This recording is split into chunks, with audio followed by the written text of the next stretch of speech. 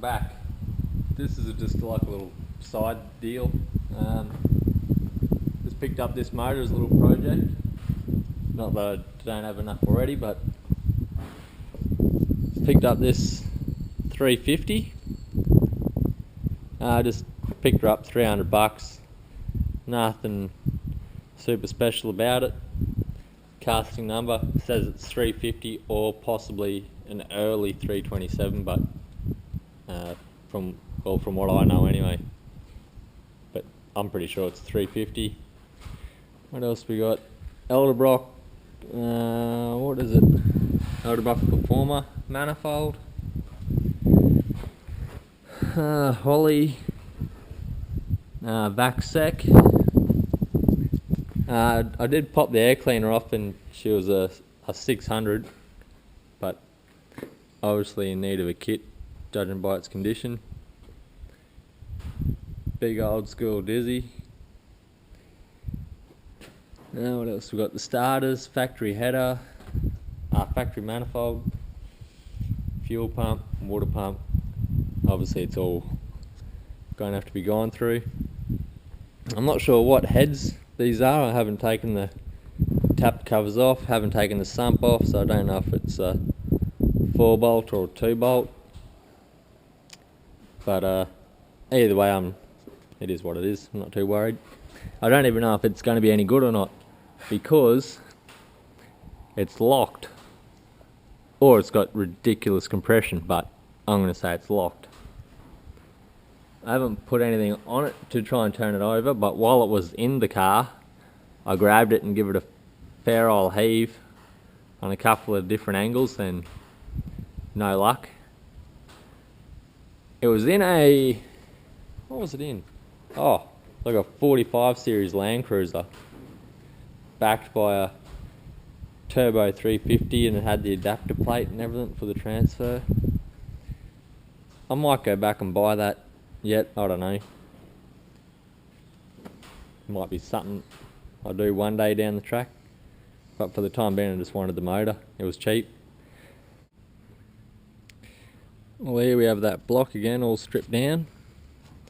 Just give it a bit of a hose off before I take it to the machine shop to see. I don't know if that's cleared up or not, but if you can see that big pitting, see if that can be bored out and if the block will be any good or not. About to just load her up into the back of the Falcon and head round there. I'll sheet down so it doesn't get all messed up.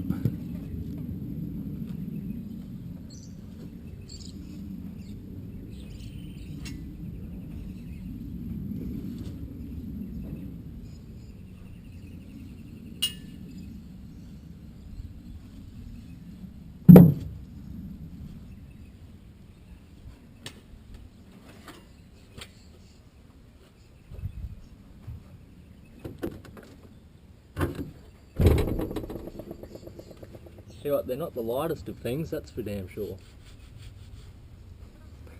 Oh well, she's in, let's go.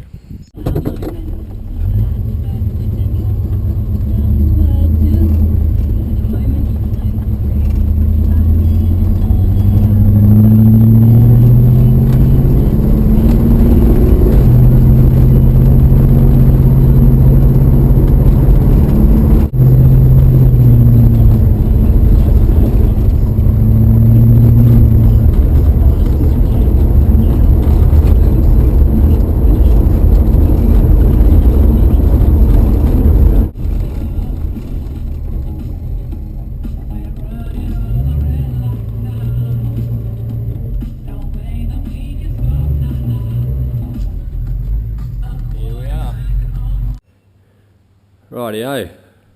Well, here we have most of the engine components to put that Junkyard Chevy back together. I don't know if I've videoed it before, but you know, we got that couple of sleeves, put in those cylinders that were really badly pitted. And we went and picked up some other goodies today as well that I found on Facebook that were pretty damn cheap. Well, I thought they were cheap, so I went and grabbed them. So I got these AFR heads. They're 210cc runner with a 75cc chamber. What else? It came with this comp cams, hydraulic roller cam. It's a pretty big sucker, that one. Came with these roller lifters. I think that's the standard Chevy style with this little dog bone setup. Vortex motors, I think they were. I'm not sure. What else? And I got the manifold with the heads and the push rods to suit. And it also came with these 1.6:1 ratio roller rockers. I probably won't be using that cam and those lifters, as I'd already purchased a Crow cam, some Crow lifters and everything. It's a bit smaller and everything for what I want. That one, the other one's probably a bit much for what I'll be doing. Got the pistons all mounted up, 30th out of the old rods. Crank all linished up, everything. Got our timing kit with the multiple keyways to dial the cam in. Rings, bearings, so forth. Our gaskets up there, Velcro. Yeah, so first things first, we'll get to cleaning all the grit off the block, give it a good blasting and everything. Make sure there's no abrasive material left in it. Basically, we'll just scrub it up, gurn it out, blow it all down, and get a nice bit of rag, clean rag, and wipe it. If you're still getting marks on your rag, it's not clean enough. So give it another go until you can wipe it and see nothing, and you're good to go. Peter Anderson done a good video on cleaning a Clevo block. Went right into it. That'd be worth watching, seeing how he does it. But that's pretty well what I just described. Yeah, so I'll get to getting all this stuff cleaned up.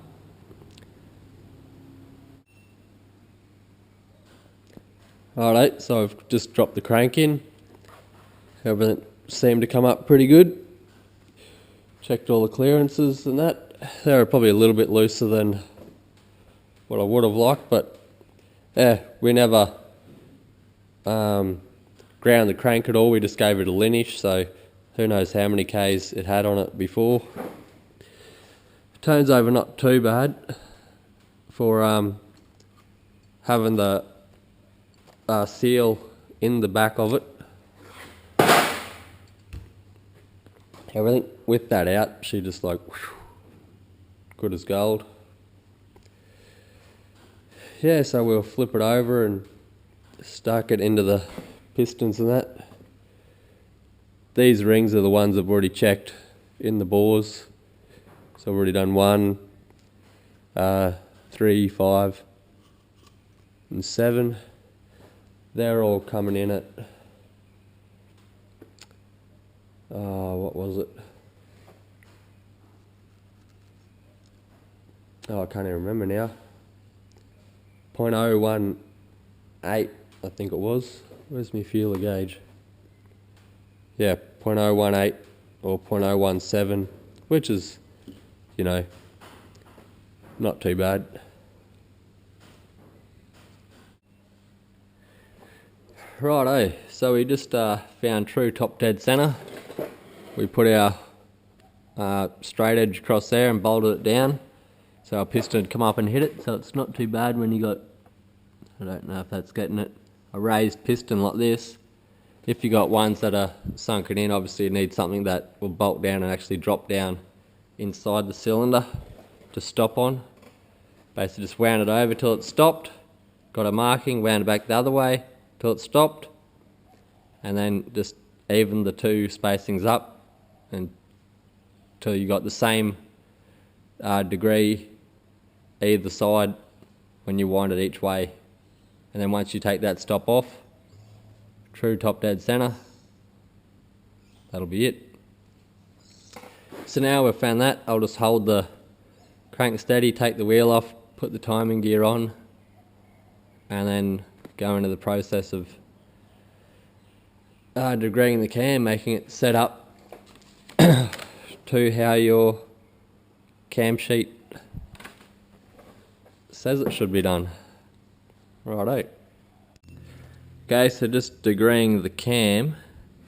We've got our degree wheel on, we've found our true top dead center and got it zeroed. We've just spun the motor over and zeroed it on the base circle. So now what we'll do is we'll turn the motor over in the direction of travel till our top dead center is at our pointer, and we'll read how far that dial in the gauge turns.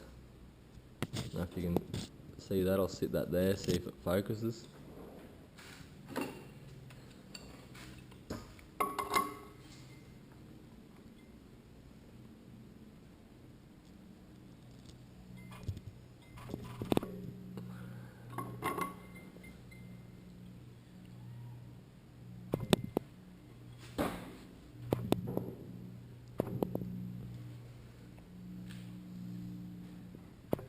Ah, bugger, too far.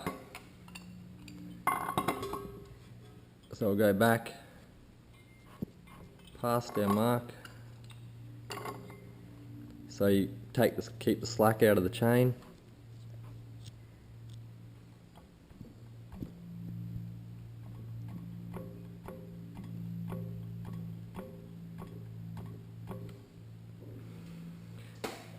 And there we go, so it went around once and around to 80, so like 88.5. So 1.88. And if we go to our cam card,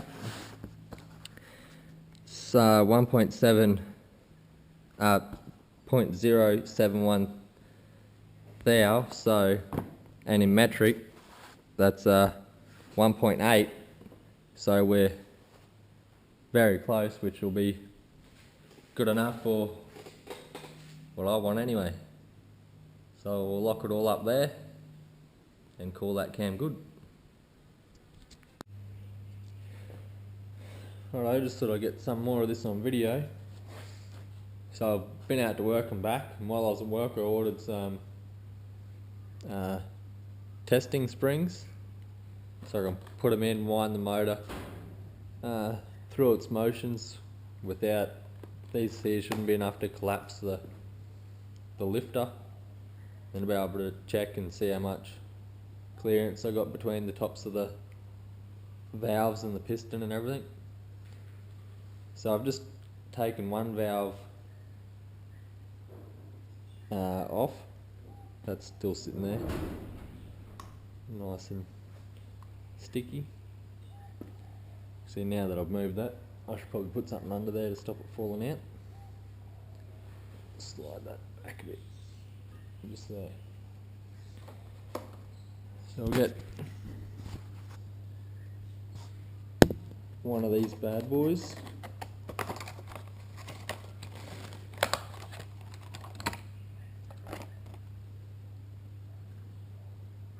Drop it in.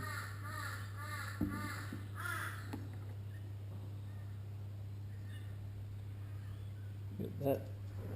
Wonder if that'll sit up there, and hopefully you'll still be able to see what's going on.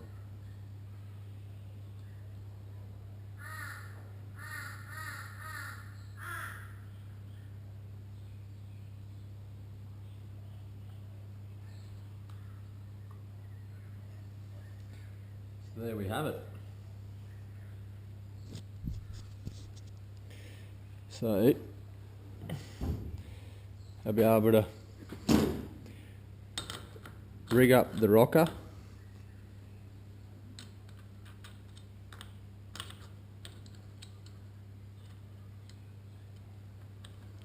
It's quite difficult doing that with one hand.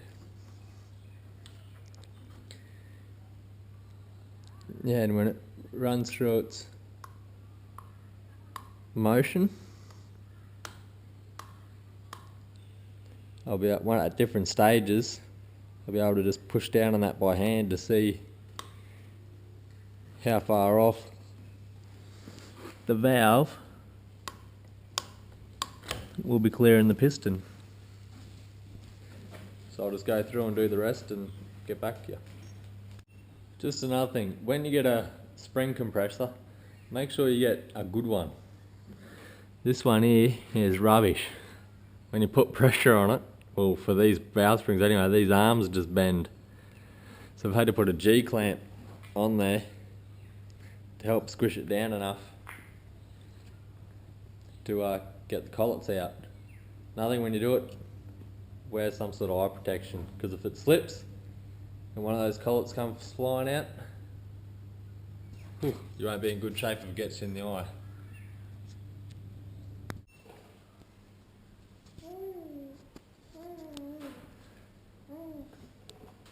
Righto, so what I did then, I just sat the heads on there with the springs and the rockers,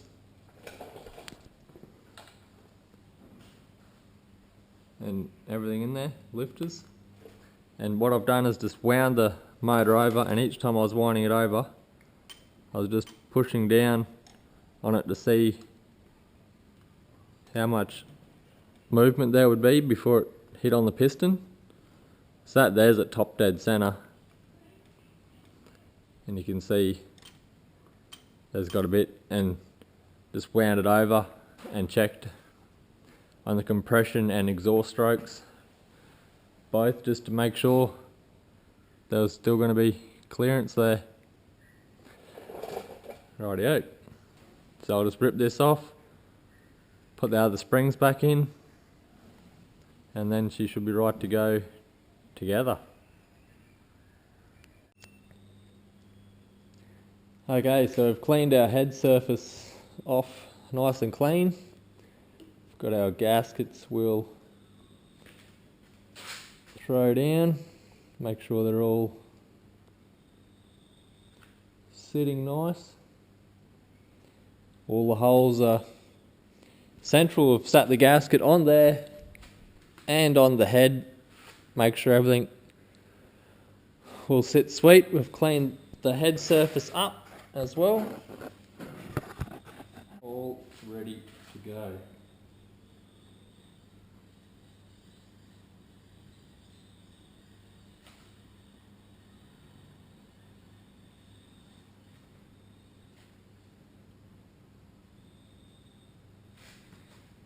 Sweet. Then we'll get our bolts. We'll put the, where, I'll sit this. Get the bolts.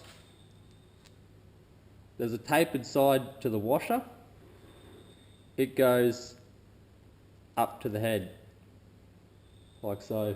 But before that, we'll get some of the assembly lube put on there, and the sealant on the threads. Because they go into a water jacket, you don't want it coming up into the head. So we'll do that, put them all down, torque them down in a sequence, round and round, up to, I think they said 70 foot-pounds for the ARP bolts. So I'll get going on that. Righto, so now I'll just go around, tighten them up in 3 stages, going in the circular motion. Wherever possible, try not to use an extension straight off the bar.